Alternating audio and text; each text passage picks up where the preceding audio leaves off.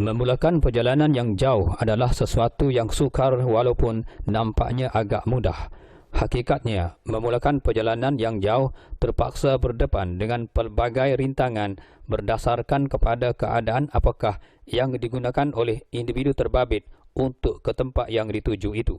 Sebab itulah orang-orang tua zaman dahulu apabila mereka akan memulakan perjalanan dalam masa solat lagi, mereka akan meminta pertolongan dan bantuan Allah dengan berdoa supaya mereka selamat dalam perjalanan dan sampai ke tempat yang dituju.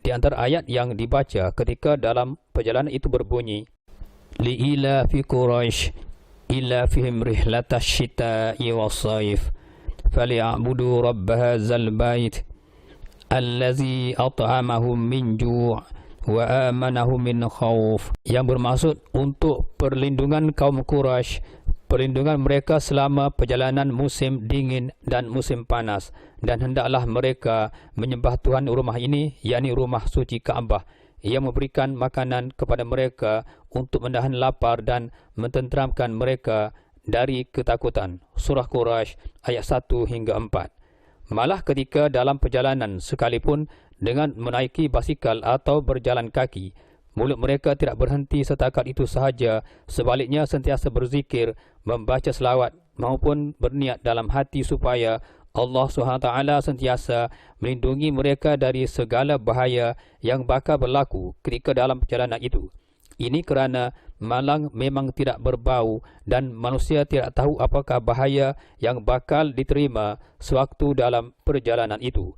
Hal berkenaan perlu dan wajar dilakukan di samping perkara-perkara lain, sama ada cuba menghindari maksiat dan sesuatu yang terlintas di hati secara buruk yang didorongkan oleh hasutan syaitan yang sengaja untuk menyesatkan manusia, kerana dengannya juga bakal berlaku musibah buruk tanpa diduga.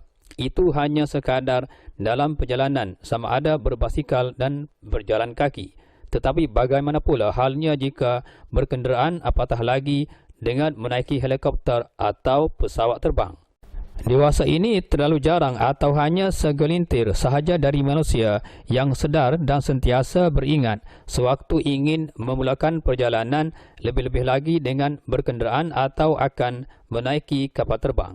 Dari awal lagi Rasulullah SAW menyarankan kepada umat-umatnya apabila ingin memulakan perjalanan atau menaiki kenderaan misalnya, hendaklah membaca doa yang bermaksud, aku berlindung dengan kalimah-kalimah Allah yang sempurna dari kemurkaannya dan kejahatan hamba-hambanya. Aku berlindung dari hasutan syaitan dan dari kedatangan mereka, yakni syaitan-syaitan itu kepada aku. Menjadi kemestian dan kewajipan khususnya kepada umat-umat Islam memohon doa, membaca ayat-ayat dalam perjalanan, berselawat kepada Nabi SAW sewaktu ingin memulakan perjalanan, kerana hal-hal berkenaan adalah kunci yang paling terbaik supaya setiap individu yang dalam perjalanan sentiasa dilindungi oleh Allah SWT dan tiba di tempat yang dituju itu dalam keadaan selamat, sejahtera dan sempurna. Bukan mudah menaiki kenderaan dengan harapan tiba di tempat yang dituju tanpa melakukan sesuatu yang seharusnya dilakukan kerana kita tidak pasti apakah yang bakal kita hadapi semasa dalam perjalanan nanti. Adakah kita akan bertembung dengan nahas atau kita sendiri yang terperosok dalam nahas itu, berhadapan dengan haiwan atau makhluk gaib, yakni makhluk halus yang sentiasa merayau-rayau dalam waktu-waktu yang tidak dijangka. Begitu halnya apabila menaiki pesawat terbang untuk pergi ke tempat yang jauh. Ketika memulakan perjalanan di udara ke tempat yang dimaksudkan itu, kita juga tidak pasti apakah yang akan berlaku ketika berada di udara dan dalam udara itu. Mungkin dalam penerbangan itu kita akan berhadapan dengan angin yang kosong atau angin yang tidak berkualiti, keadaan cuaca yang tidak disangka, atau gangguan angin maupun sesuatu yang gaib, yakni lintasan makhluk halus. Jika berlakunya angin yang tidak berkualiti, sudah pasti pesawat yang kita naiki akan menjunam dan terhempas. Bahkan dengan angin juga merupakan alat yang digunakan oleh makhluk halus untuk terbang. Sebab Nabi SAW sendiri pernah bersabda tentang makhluk halus, yakni jin itu, ada 3 golongan, dengan maksudnya jin itu terdapat 3 golongan. Satu golongan berterbangan di udara, satu golongan berbentuk ular dan anjing, dan satu golongan lagi berdiam diri di tempat dan pergi berangkat. Hadis riwayat Al-Hakim dan At-Tibrani. Bahkan manusia juga perlu mengetahui tentang masa untuk memulakan perjalanan, sama ada waktu siang atau waktu malam. Dalam konteks waktu siang, kemungkinan risiko menghadapi masalah yang bakal berlaku itu amat kecil. Tetapi jika memulakan perjalanan pada waktu malam, risiko dan masalah besar pasti dihadapi. Ini kerana pada waktu malam bermula waktu maghrib adalah pertukaran masa yang paling disukai oleh golongan makhluk halus mengambil alih masa tersebut untuk aktiviti koloni mereka pula. Pada waktu malam, pergerakan syaitan lebih agresif dari di siang hari sebab kegelapan dapat menghimpun kekuatan mereka. Keluar malam itu tidak digalakkan kecuali dengan sebab tertentu seperti menuntut ilmu dan hal-hal yang berfaedah. Nabi SAW sendiri pernah menyarankan jika tiada hal penting, elakkanlah memulakan perjalanan pada waktu malam. Sebagaimana sabda baginda Nabi SAW dalam sebuah hadis yang bermaksud, andainya manusia itu mengetahui akibat ini bahaya bersendirian, tentu tidak ada seorang pun yang berjalan seorang diri pada waktu malam. Manakala dalam hadis lain pula, Nabi SAW bersabda yang bermaksud, apabila terdapat sebahagian malam atau pada waktu malam, hendaklah kamu menahan anak-anakmu. Sesungguhnya syaitan berkeliaran pada waktu itu. Apabila telah lenyap waktu itu, maka hendaklah mereka menetap di tempat dan tutupkanlah pintu dan berzikirlah kamu dengan menyebut asma Allah, kerana sesungguhnya syaitan itu tidak boleh membuka pintu yang tertutup. Hadis riwayat Al-Bukhari. Dalam hubungan ini, manusia wajar menyelidiki diri sendiri bahawa manusia bukan hidup bersendirian di alam ini. Bahkan manusia sebenarnya berkongsi alam ini dengan makhluk-makhluk Allah yang lain seperti tumbuh-tumbuhan, serangga, haiwan dan makhluk gaib, yakni jin dan syaitan. Malah apabila membicarakan tentang makhluk gaib seperti jin, nisbah manusia hanya 1% sahaja. Sebaliknya, makhluk halus terbabit sebanyak 9% yang sentiasa mengelilingi, berada berhampiran dan ingin mendampingi manusia. Tetapi manusia sentiasa lupa dan tidak sedar tentang hakikat sedemikian kerana kelemahan yang dialami oleh manusia sendiri, iaitu tidak dapat melihat makhluk terbabit. Jika manusia sentiasa melihat, mereka sudah pasti manusia menjadi kacau bilau dan pastinya menjadi tidak keruan, yakni gila. Malahan dalam konteks turutan makhluk gaib seperti malaikat yang diciptakan dari cahaya, bunian makhluk yang menjadi rasul Allah dan tiada dinyatakan dalam hadis dan Al-Quran. Iblis, ini koloni di bawahnya ialah syaitan dan jin. Iblis diciptakan oleh Allah dari api yang sangat panas, yakni api biru. Manakala jin terjadi pergaulan sesama mereka sebagaimana manusia juga melalui perhubungan jantina lelaki dan perempuan. Mereka mempunyai akal, nafsu, berilmu, berkelamin, mempunyai keturunan, makan, minum, usaha dan ikhtiar, dipertanggungjawabkan untuk beribadat kepada Allah, yakni hukum ta'lif, dan ditegah melakukan kekufuran dan maksiat kecuali jin kafir. Asal iblis adalah penjaga syurga, yakni khazin, dan ketua langit dunia, dan ia juga mempunyai kekuasaan di bumi, yakni induk makhluk halus. Iblis juga adalah ketua bangsa jin di bumi, di mana dalam bahasa Arab namanya dikenali Al-Haris, yakni penjaga. Manakala dalam bahasa Suryani ia disebut Azazil.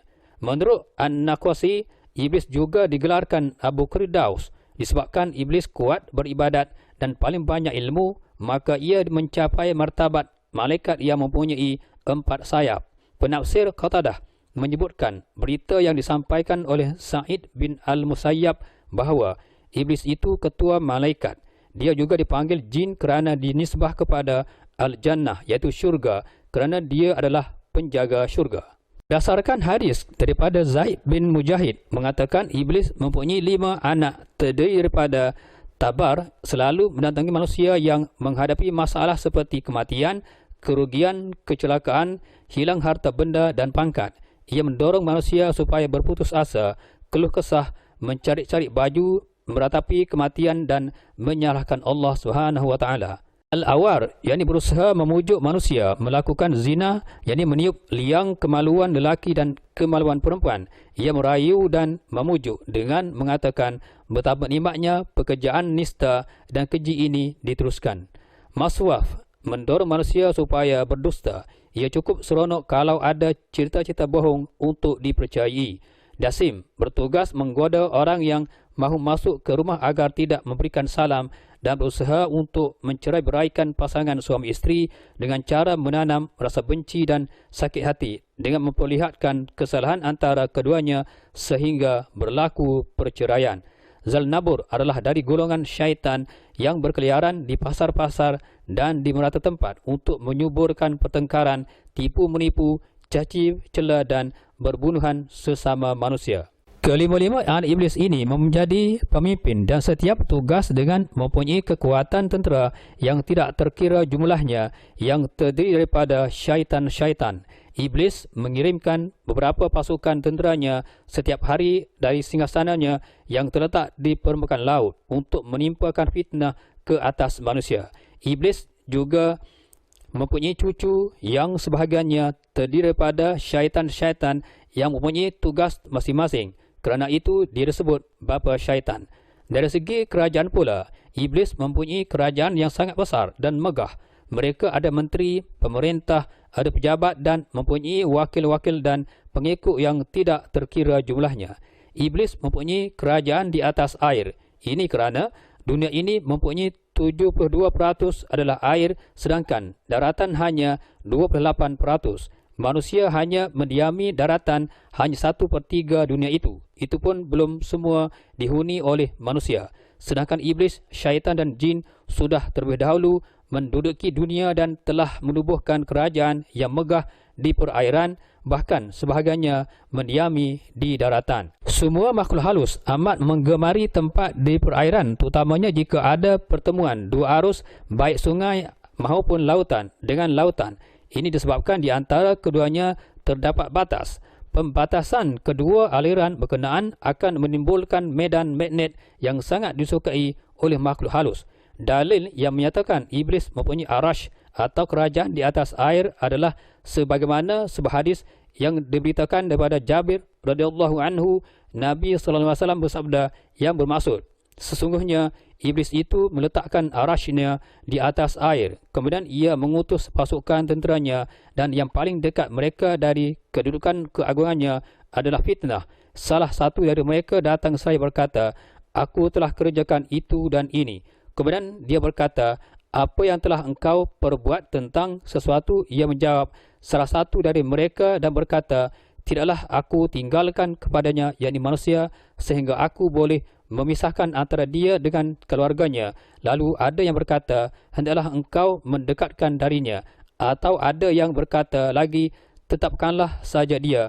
Lalu ia berkata, betul engkau. Hadis riwayat Imam Ahmad. Berdasarkan hadis daripada Rasulullah SAW, itu bukanlah teori sebagaimana dakwaan manusia. Ini kerana dalam konteks rohani, iblis dan jin banyak lari ke kawasan lautan dan dasar laut kerana lebih sesuai terhadap koloni mereka. Bahkan di kawasan terbabit juga, syaitan amat suka bermain-main di antara tempat cerah dan gelap, kawasan sejuk dan panas. Apatah lagi Dajjal, sememangnya sejak dulu telah bersepakat dengan kerajaan iblis dan mereka mahu meniru atau menandingi istana dan kerajaan Nabi Sulaiman AS dahulu. Lalu mereka membina singgasana kristal di atas air, terutamanya di tengah lautan. Jika kita melihatnya dengan mata kasar, tentunya mata tidak dapat melihat istana golongan mereka di atas lautan yang dimaksudkan. Sebab itulah di dunia ini terdapat 3 tempat yang dianggap misteri, luar biasa dan ganjil, malah kesemuanya tidak terjangkau oleh akal jika tidak memiliki atau mendalami ilmu tentangnya. Misalnya kawasan misteri dan ganjil yang dimaksudkan memang tidak dapat dilihat dengan mata kasar. Malah kadang-kadang ilmu kebatinan dan keruhanian kadang-kadang tidak dapat menjangkau ke daerah itu kecuali yang bertaraf musawir dan murabbi. Misalnya kawasan luar biasa, misteri dan ganjil yang dimaksudkan dikenali sebagai segitiga Bermuda atau Bermuda Triangle, segitiga Formosa atau Formosa Triangle dan segitiga Masalembo. Segitiga Bermuda terletak di barat Laut Atlantik. Ia meliputi Miami, Florida dan Puerto Rico yang berdekatan dengan negara Cuba. Malah ada yang menyatakan kawasan ini dikenali juga sebagai Teluk Meksiko. Manakala dua lagi segitiga terdapat di Asia seperti segitiga Formosa dan segitiga Masalimbo yang terletak di Indonesia. Segitiga Formosa dikenali juga sebagai kembar segitiga Bermuda. Formosa adalah sebuah pulau yang terletak 145 km sebelah timur daratan China yang dipisahkan oleh sebuah selat yang disebut Selat Formosa. Formosa adalah Cina nasionalis yang lebih dikenal dengan nama Taiwan. Luas pulau ini sekitar 35,961 km persegi dengan ibu kota Taipei. Formosa terkenal kerana posisinya yang terletak di tenggara sebuah segitiga yang dikenal dengan nama Perigi Syaitan, yang di situ terjadi peristiwa-peristiwa yang menyangkut hilangnya kapal dan pesawat yang tak kalah misterinya dengan peristiwa-peristiwa yang terjadi di segitiga Bermuda. Puncak atas segitiga Formosa terletak di Pulau Gilbert di Laut Kuning. Daerah ini disebut dengan kuburan kapal dan pesawat terbang. Sudut timur lautnya terletak di Pulau Wake, sedangkan sudut tenggaranya terletak di Pulau Formosa. Bukti-bukti ilmiah menunjukkan bahawa kawasan tersebut merupakan pertemuan antara arus air hangat dengan air yang dingin. Ketiga-tiga segitiga ini memang kelihatannya agak tenang tetapi penuh bergelora.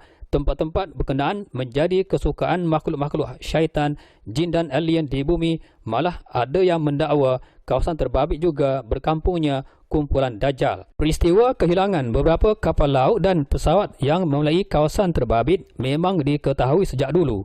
Namun, sebahagian masyarakat zaman moden ini tidak mempercayainya yang menganggapnya sebagai karut.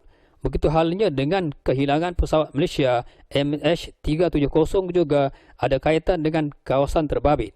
Pesawat ini dipercayai telah memasuki terowong di segitiga Formosa itu yang turut dikenali terowong masa atau kadang-kadang dikenali juga terowong cahaya, kerana apabila terdorong ke terowong berkenaan tentunya tidak akan dapat keluar kerana tidak dapat menemui pintu keluar. Pesawat canggih ciptaan manusia belum tentu dapat mengesan kehilangan pesawat terbang atau kapal laut apabila terjerumus ke segitiga terowong tersebut. Hanya yang dapat mengeluarkan mangsa adalah kalimah Allah seperti azan, syahadah, selawat dan doa. Mungkin iblis, jin dan syaitan dianggap hebat kerana dapat mendirikan kerajaan mereka. Mereka juga mampu mengucapkan syahadat, tetapi mereka tidak mampu untuk menyebut Nur Muhammad. Ini kerana apabila mereka menyebutkan, hancur leburlah mereka. Sebab itu, manusia jangan terlalu bangga dengan kehebatan dapat menciptakan senjata dan pesawat tempur yang canggih, tetapi hakikatnya tidak akan mampu menandingi kehebatan senjata iblis dan syaitan kerana mereka memperoleh ilmu lebih 100 tahun dari ilmu yang diperolehi oleh manusia. Justru adalah amat mustahil dan agak tidak munasabah pesawat Malaysia MH370 itu terhempas di Lautan Hindi kerana dari awal lagi pesawat terbabit berlepas dari KLIA Kuala Lumpur ke Beijing jam 12.41 pagi membawa 227 penumpang dari 14 negara bersama 12 anak kapal dijadualkan mendarat di Beijing jam 6.30 pagi telah terputus hubungan dengan Pusat Kawalan Trafik Udara Subang jam 2.40 pagi Sabtu. Ia dilaporkan hilang selepas gagal dikesan radar Pusat Kawalan Trafik Udara Vietnam yang kemudian melaporkannya kepada Pusat Kawalan Trafik di Subang. Kerahan mencari pesawat emas MH370 termasuk kotak hitam di Lautan Hindi pastinya menemui jalan buntu dan sia-sia kerana amat mustahil pesawat tersebut menjunam atau terhempas di kawasan itu. Adalah lebih baik dan amat wajar aktiviti mencari pesawat yang hilang itu ketika pesawat itu berlepas menghala arah laluan ke Beijing itu. Salah satunya ialah di kawasan Laut Cina Selatan dan Laut Kuning tersebut.